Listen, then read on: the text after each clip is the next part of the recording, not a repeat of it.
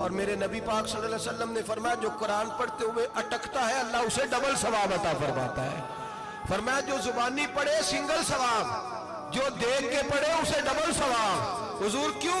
فرمایا اس لیے کہ میرا قرآن دیکھنے پہ بھی اللہ ثواب عطا فرماتا ہے، قرآن دیکھنے پہ بھی اللہ ثواب دیتا ہے، دیکھنے کا بھی ثواب ہے۔ رمضان شریف میں قرآن پاک پڑھے، کھول کے پڑھے۔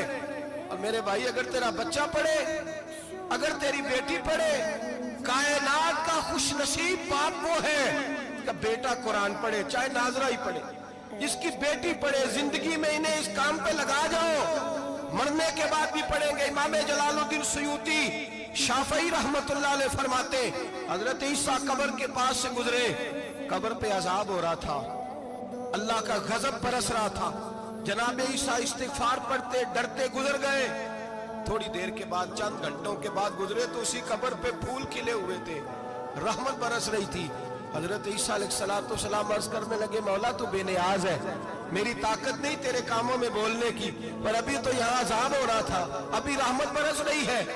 جناب عیسیٰ کہتے ہیں آواز خداوندی آئی، عیسیٰ بندہ بڑا گناہگار تھا، پاپی تھا، مجرم تھا، خطا کار تھا، لیکن جب اس کا انتقال ہوا، اس کی بیوی حاملہ تھی، اس کے پیٹ میں بچہ تھا، بچہ اس کے انتقال کے بعد پیدا ہوا، آج وہ 4.5 سال کا ہوا ہے، مکتب میں گیا ہے، مدرسہ میں گیا ہے، استاد نے بسم اللہ شریف پڑھائی ہے، فرمایا اس نے توتلی زبان سے کہا ہے بسم اللہ الرحمن الرحیم، کہا عیسیٰ مجھے بتلا اس زمین پر وہ معصوم جسے ابھی رحمان اور رحیم کہنا نہیں آتا، وہ توتلی زبان سے مجھے رحمان اور رحیم کہے اور میں اسی زمین پہ اس کے باپ کو عذاب دوں؟ فرمایا اس نے ایک بار رحمان اور رحیم کہا ہے، میں نے اس کی باپ کی قبر کو نور سے معمور فرما دیا ہے، نور سے بھر دی ہے قبر، برکت سے بھر دی ہے۔